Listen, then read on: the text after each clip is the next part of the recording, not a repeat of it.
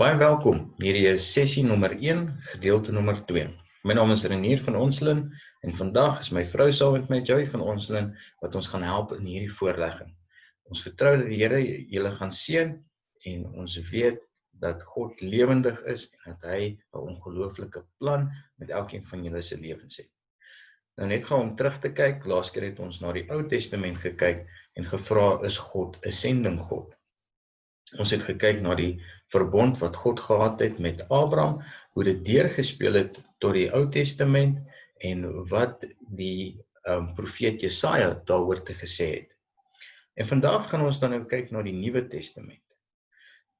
God is 'n sending God, die oorsprong het dit geïnspireer, stuurder en einddoel van sy missie. Ons hoop dit gaan 'n seën vir julle wees en dat julle harte aan die brand vir die Here Jesus sal wees. Om dan nou die sending konteks beter te verstaan in die Nuwe Testament, moet ons kyk na die drie-eenheid. So, ons gaan kyk dan nou na God die Vader is die stuurder. Hier is enkele teks vir julle om te gaan opswat, te gaan memoriseer en dan ook dan nou op te gaan bid. Galasiërs 4 vers 4 tot 5 en Matteus 3:17. Dit is nie net hierdie tekste nie, maar daar is vele meer in die woord. En dan die tweede van die drie-eenheid. God die Seun is die verpersoonliking van die missie van God, soos in Filippense 2 vers 6 tot 11 en Efesiërs 2 tot 14. Ek hoop julle maak notas van hierdie tekste en dit sal lekker wees om van julle te hoor. Die laaste een is dan God die Heilige Gees bemagtig ons. Ons gaan daarin lees in Handelinge 1 vers 8. Net 'n herinnering, ons kyk hier na die drie-eenheid in die sendingskonteks. Jesus se bediening voor sy kruisiging. Ons moet onthou, Jesus is die verpersoonliking van God se sendingsmissie. So vir ons, om God se sendingsmissie beter te verstaan, moet ons dan nou na Jesus se bediening kyk. Jesus is God, deel van die drie-eenheid. So ons gaan eers kyk na Lukas 9. Jesus het die 12 in mekaar geroep en aan hulle mag en gesag gegee om alle booste geeste uit te dryf en siektes te genees. Dit sal goed wees as julle die hele Lukas 9 gaan lees en gaan sien wat is die konteks. Maar wat ek net hier wil uitwys is dat Jesus Christus sy 12 disippels, die wat naaste aan hom is, deel gemaak van sy werk. Interessant genoeg dat Jesus dit als op sy eie kon gedoen het, maar is baie belangrik dat ons sien dat hy sy 12 volgers baie naby aan hom gehou het en hom deel gemaak het van waarmee hy besig was. Hy het vir hulle mag en gesag gegee in sy naam. Dan kyk ons nou na Lukas 10.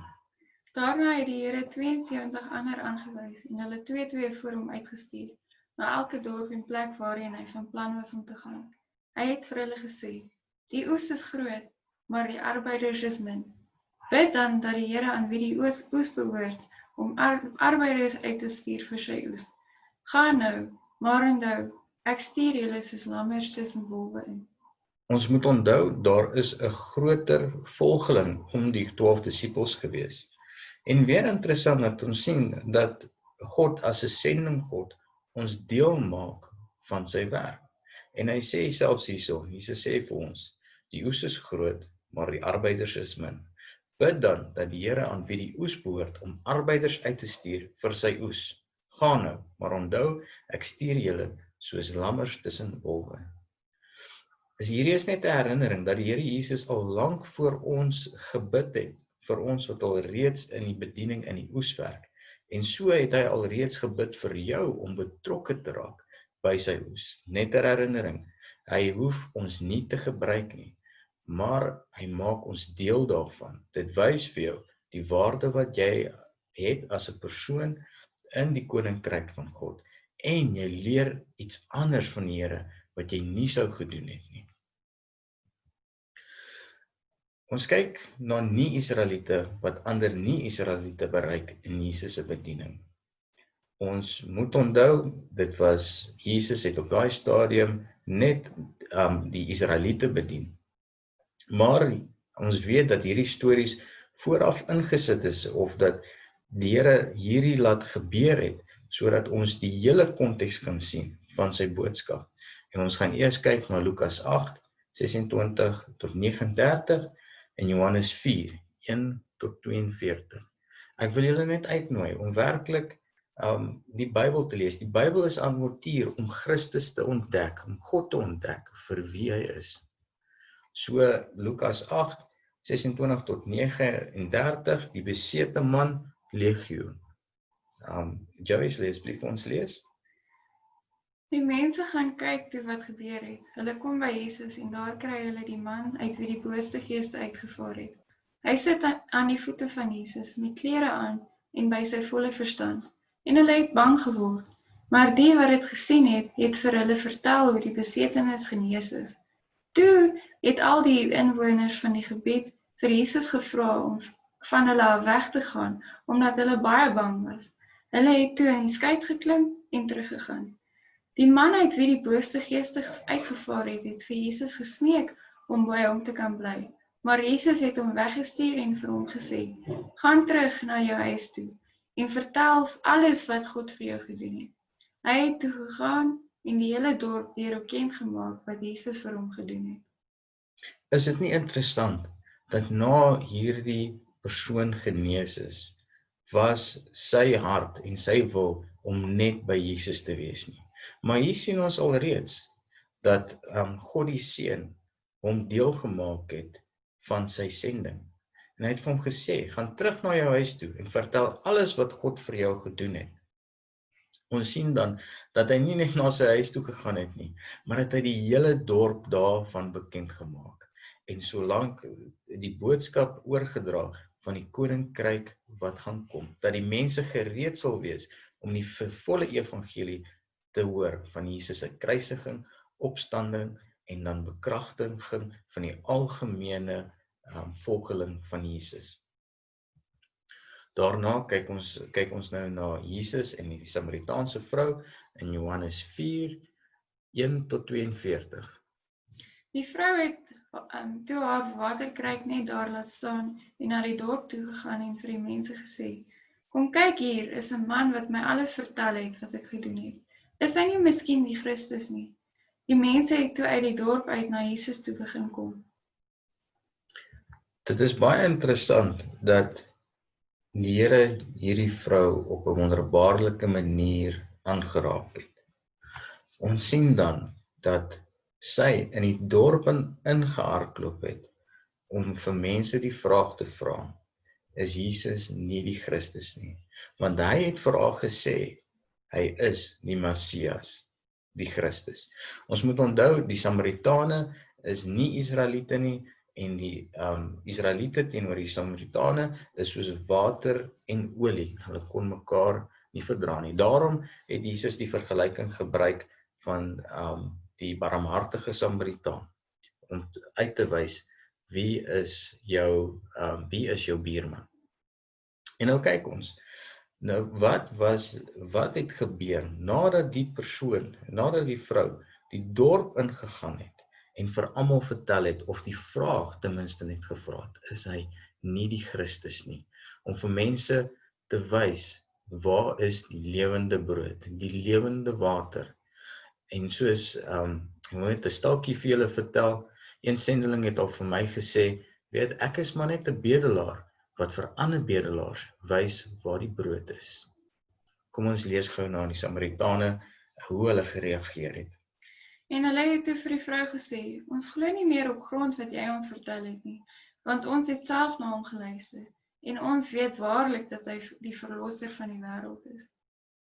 Wow, is dit nie ongelooflik nie, dat baie mense wat om Jesus was, wat hy daar geleer het vir die paar dae wat hy daar was, het hulle met hulle mond getuig en gesê, hy is waarlik die verlosser van die hele wêreld, soos in Johannes 3, vers 16.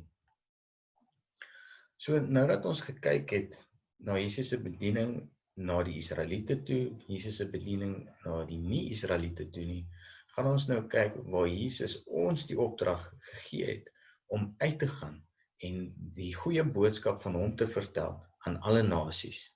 En dis interessant dat die teks wat ons het, wat ons stuur, in al 4 evangelies is. Meeste van ons is meerendeels net bekend met die groot opdrag in Matteus 28, 18 tot 20, maar ons gaan vandag bietjie na al 4 kyk, al 4 evangelies. Matteus 28, 18 tot 20. Jesus kom toe nader en sê vir hulle, aan my is alle mag gegee in die hemel en op aarde. Gaan dan na al die nasies toe en maak die mense my disippels. Doop hulle in die naam van die Vader en die Seun en die Heilige Gees. En leer hulle om alles te onderhou wat ek julle beveel het. En onthou, ek is by julle al die dae tot die volëinding van die wêreld. Amen. Dankie Joey. En ons kyk nou na Markus 16:15. Hy het vir hulle gesê, gaan uit die hele wêreld in en verkondig die evangelie aan die hele mensdom. En Lukas 24:47. En in sy naam moet bekering en vergewing van sondes aan al die nasies verkondig word, van Jerusalem af en verder. En dan laastens Johannes 20:21. Vrede vir julle, sê hy weer vir hulle. Soos die Vader my gestuur het, stuur ek julle ook. Voordat ons dan nou aangaan met die evangelies, wil ek julle graag uitnooi om hierdie e-posadres neer te skryf en te gaan besoek. As julle kan, skryf ook in vir hulle nuusbrief, want dit is ongelooflik insiggewend en ons gaan nou 'n bietjie daarna kyk. Ons gaan nou stil staan in Matteus 28 waar die woord gebruik word nasie of nasies. Nou wat ek nou vir julle wil vra, wat is die eerste gedagte wat in jou kop spring as jy dink aan nasies? Gewoonlik dink ons geografies. Ons dink aan lande, soos byvoorbeeld Suid-Afrika, Namibië, Angola, India, Thailand, Pakistan en dan Sri Lanka. So, die Verenigde Nasies erken 251 lande en gebiede, wat baie interessant is. Maar kom ons gaan kyk na eiland soos Sri Lanka. Dit is 'n redelike klein eiland en gewoonlik 'n persoon van Sri Lanka noem ons 'n Sri Lankaan en ons identifiseer dit as sy nasionaliteit. Maar as ons nou gaan kyk, wat het Jesus eintlik bedoel in die oorspronklike Grieks met die woord nasies, sien ons dit is ethne. En 'n beter vertaling sal wees bevolkingsgroepe. As ons gaan kyk na Sri Lanka, is daar 16 verskillende bevolkingsgroepe op die eiland. Hierdie is van Joshua Projects en soos julle kan sien, van die 16 is daar een wat minimaal bereik was en die ander 15 is glad nie bereik met die evangelie nie. Mense, daar is 'n groot werk vir ons en hierdie is 'n klein eiland wat ons dalk al gedink het of bereik is met die evangelie, maar dit is inderdaad nie. So as ons nou na die wêreld gaan kyk, sal ons sien daar is 17.423 verskillende mensegroepe. En die hoeveelheid onbereikte mensegroepe is 42.5%. Dit is 7.402 onbereikte mensegroepe. Mense waar die evangelie nog nie in hulle taal oorgedra is nie, of waar daar nog nie 'n sendeling alheen gestuur was om die evangelie te hoor nie. Mense, die arbeiders is min. Daarom moet ons bid tot die Here vir die arbeiders om die groot oes te bereik. As ons gaan kyk na die wêreldbevolking, is daar 7.75 miljard mense op die aarde, waarvan 51.6% van die mense nog nie bereik is nie. Dit beteken amper 'n helfte van die hele wêreld het nog nie die goeie nuus van Jesus Christus gehoor nie. So die onbereikte bevolking is 3.22 miljard mense. Mense, ons moet bid en ons moet uitgaan en die evangelie verkondig in die krag van die Heilige Gees. Hierso is nou 'n globale kaart wat ek van Joshua Projects gekry het. Jy kan op die kolletjies gaan klik en sien hoe is die nasie of hoe is die mensgroep al bereik, wat is hulle naam en wat is hulle agtergrond. En hoe kan jy dan nou vir hulle bid? So om terug te gaan nou na die groot opdrag, nadat ons na die wêreld geografies gekyk het en ook dan mensegroepe, is hier 'n basiese opbreek van die 4 evangelies. Ons sien dat as ons kyk na die eerste kolom, wie moet bereik word, sien ons dat daar 2 verskillende klemme is. Een is alle nasies, wat nou mensegroepe is, en die ander is dan die hele wêreld. En soos wat ons lees in Lukas 24:47, van Jerusalem af en verder. So ons sien dat die Here Jesus alreeds vir ons 'n klem gesit het. Nie dat ons dit net geografies sal verstaan nie, maar dat ons die nood sal sien vir bevolkingsgroepe. Die volgende kolom sien ons wat moet gebeur en wat moet verkondig word. Matteus 28 sê ons moet gaan en disippels maak. Ons moet mense doop en hulle alles leer wat Jesus ons geleer het. En dan kyk ons nou weer na Lukas 24:47, bekering en vergewing van sondes. Dit is wat moet verkondig word. Ons moet verkondig dat Jesus Christus alle sondes vergewe het en alleenlik deur hom kan jy persoonlike verhouding met God hê en bekering, dat mense moet wegdraai van hulle sondes en hulle sondige begeertes. En ons sien duidelik die bekragtiging, hierso is Jesus Christus en die Heilige Gees, waar God die Vader die stuurder is. So, as ons dan nou gaan kyk na die boek van Handelinge, kan ons eintlik sien dat die naam van die boek Handelinge van die Heilige Gees moes gewees het, of die Handelinge van die Apostels.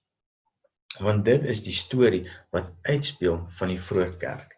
Net interessant genoeg, die boek van Handelinge is 'n boek wat geskiedenisse, gebeurtes aanmerk, so ons gebruik nie die boek werklik vir doktrine nie, maar ons sien net wat God gedoen het in sy vroeë kerk. So, nou kyk ons na Handelinge 1 vers 8, waar ons bekragtig word. Maar julle sal krag ontvang wanneer die Heilige Gees oor julle kom, en julle sal my getuienis wees in Jerusalem sowel as in die hele Judea en in die hele Samaria en tot op die uithoeke van die wêreld.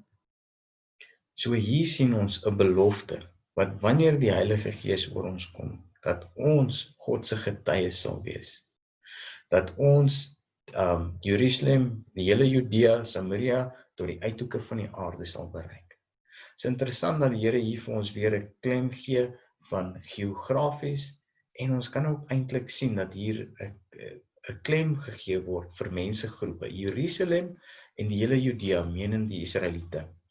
Die Samaritane, wat dan nou nie Israeliete is nie, maar neefies en niggies van die Israeliete. En dan tot die uithoeke van die wêreld, al die nasies en mensegroepe daar buite. Ek wil net vra dat dit vir ons weer gelees word. Maar julle sal krag ontvang wanneer die Heilige Gees oor julle kom, en julle sal my getuienisse wees in Jerusalem sowel as in die hele Judea en in die hele Samaria tot in die uithoeke van die wêreld. So ons doen dit nie uit ons eie krag nie, maar ons doen dit alleenlik deur die krag van die Heilige Gees.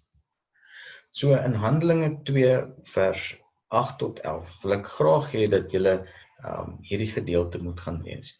Ons kan sien dat die Here Jesus dit so beplan het dat al die Jode in daai tyd bereik moes word. Hierso is 'n kaart van die Midde-Ooste. Ons kan sien dat die oranje of die geel-oranje kolletjies is bevolkings is waar daar Jode was. En almal op daai stadium het dan nou was in Jerusalem vir die fees van daai tyd. En as ons nou na vers 12 gaan kyk, of ons kyk eers na vers 8, hoe hoor elkeen van ons dan sy eie moedertaal? Petrus, die Heilige Gees was op die hele Jerusalem uitgestort. Petrus het toe die evangelie aan die mense daar verkondig en almal het die verkondiging in hulle eie moedertaal gehoor. En dan in vers 12 sien ons die vraag was hulle was almal verbaas en uit die veld geslaan, Party het vir mekaar gesê, wat kan dit tog beteken? En 'n parallelle teks hiermee sal die toring van Babel wees, dat God kom herstel het, dat hy nie meer almal tot die uithoeke van die aarde uit versprei het nie, maar dat hy almal nou een maak in Jesus Christus, dat ons almal een nasie is, as ek dit so kan stel, een bevolkingsgroep, wat hom loof, prys en aanbid, en daarom noem ons onsself Christene. In Handelinge 10 sien ons Petrus en Cornelius, die Italiaanse kaptein, gaan lees asseblief hierdie teks.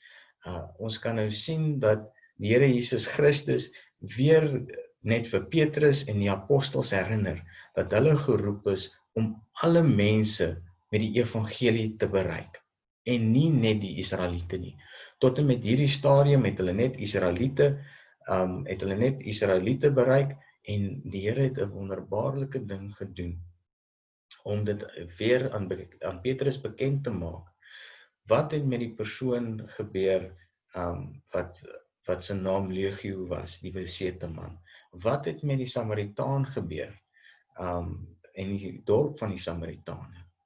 En dit is dat Jesus Christus aan almal verkondig moet word, soos wat daar vir ons gesê word met die Abraham verbond, wat Jesus Christus gesê het, en deur hom sal almal geseën wees.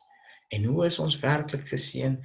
Deur wedergeboortenis om in Jesus Christus te glo, en werklike mense van die koninkryk te wees wat hierna is. Ons lees dan in Efesiërs 2 vers 14. Christus is ons vrede, hy wat die twee Jode en nie Jode een gemaak het. Deur sy liggaam te gee, het hy die vyandskap afgebreek wat vroeër soos 'n muur skeiding gemaak het. Amen. Afgebreek wat vroeër soos 'n muur skeiding gemaak het. 2-1 gemaak. Die boodskap is vir almal. Net 'n herinnering aan almal. Ons as Afrikaanse volk was eintlik deel van die heidenasie. Maar deur die werke van Christus kan ons deel wees van God se koninkryk. Romeine 10:12. Niemand nie, dit maak dus geen verskil of 'n mens 'n Jood of 'n Griek is nie, want dieselfde Here is die Here van almal, en hy seën almal wat hom aanroep, ryklik, want elkeen wat die naam van die Here aanroep, sal gered word. Amen. En dan laastens, of nie laastens nie, maar Romeine 10 vers 14 tot 15. Maar hoe kan 'n mens hom aanroep as jy nie in hom glo nie? En hoe kan jy in hom glo as jy nie van hom gehoor het nie? En hoe kan jy van hom hoor sonder iemand wat preek? En hoe kan iemand preek as hy nie gestuur is nie? Daar staan ook geskrywe, hoe wonderlik is die voetstappe van die wat die goeie boodskap bring. Wow, mense, is dit nie 'n ongelooflike teksvers nie? Ons het nou al reeds gesien dat daar omtrent 7400 onbereikte mensgroepe is. En die vraag is, gaan ons, soos Israel, ongehoorsaam wees? Gaan ons hulle voorbeeld volg? Of gaan ons werklik burgers van die koninkryk van die Here Jesus Christus wees? En alles in ons mag en vermoë doen om die evangelie tot die uithoeke van die aarde te bring. Maar ons moet eers hier begin waar ons nou is. Familie en vriende wat nie gered is nie. Mense by wie ons inkopies doen. Mense in die straat, ons kollegas, mense, die arbeiders is min en die oes is groot. So daarom kyk ons dan nou na die grootste gebod. Jesus antwoord hom, jy moet die Here jou God lief hê met jou hele hart en met jou hele siel en met jou hele verstand. Dit is die grootste en die eerste gebod. En die tweede, wat hiermee gelyk staan. Jy moet jou naaste lief hê soos jouself. En hierdie twee gebooie is die hele wet en die profete saamgevat. Dink bietjie hieroor. Hoe gaan jy die Here Jesus lief hê met jou hele siel, met jou hele hart en met jou hele verstand? Hier is 'n uitdaging om daaroor te dink. en daaroor te bepeins. En dan die vraag wat daarmee saamgaan, wat die Here Jesus vir ons sê, is jy moet jou naaste lief hê soos jouself. Nou as jy gered is en jy is wedergeboorte en jy het die krag van die Heilige Gees ervaar waar jy van die ewige dood na die ewige lewe lewendig gemaak is my vraag aan jou. As jy jouself liefhet, hoe te meer sal jy nie jou naaste lief hê, dat hulle deel sal hê van die koninkryk van Jesus Christus. Nie meer deel van die ewige dood nie. Nie meer deel van hierdie wêreld van 'n perspektief van lyding nie, maar 'n perspektief van oorwinning deur die persoon van Jesus Christus. Ek vra julle dat julle harte, julle gedagtes en julle wese voor die Here sal sit en vra, Here, hoe moet ek U aanbid? En dan, hoe sal ek my buurman of my naaste lief hê, soos wat U wil hê ek hulle moet lief hê? En ek kan vir julle dit sê, dit begin met die deel van die evangelie. En daarna is dit disippelskap, om hulle alles te leer wat Jesus Christus ons geleer het, deur die woord. En dan net in 'n afsluiting, nooi ons julle uit om ons te kontak in die op die kanaal, is dit waaroor ons gaan. About is 'n e-posadres. Ek sal julle uitnooi as julle wil betrokke raak by hierdie opleiding waar ons julle prakties gaan help om mense te bereik vir Jesus Christus en hoe julle dieper in die woord kan groei en met die Here Jesus. Onthou, as ons gaan kyk na wat Paulus vir ons gesê het, ek wil net weer vir Joey vra om vir ons te lees, Romeine 10 vers 14 tot 15. Maar hoe kan 'n mens hom aanroep as jy nie in hom glo nie? En hoe kan jy in hom glo as jy nie van hom gehoor het nie? En hoe kan jy van hom hoor sonder iemand wat preek? En hoe kan iemand preek as hy nie gestuur is nie? Daar staan ook geskrywe, hoe wonderlik klink die voetstappe van die wat die goeie boodskap bring. In die Zoom sessies is ons nie net daar om vir julle te sê om iets te doen nie, maar ons is daar om julle te mentor, ons is daar om vir julle te bid, ons is daar om julle te help deur hierdie werk waarvoor die Here Jesus Christus ons geroep het. Ek bid en vertrou dat hierdie lesing 'n seën vir julle was en dat julle harte en julle gedagtes sal uitgaan vir wat God wil hê julle moet doen. En as jy nie gered is nie, vra ek dat jy voor die Here sal bid en vra dat hy homself aan jou sal bekend maak. Want hy sê, as jy hom aanneem in Johannes 1 vers 12, word jy sy kind en jy sal uitroep aan hom, Abba Vader. 'n Geseënde dag vir julle verder, tot ons weer gesels.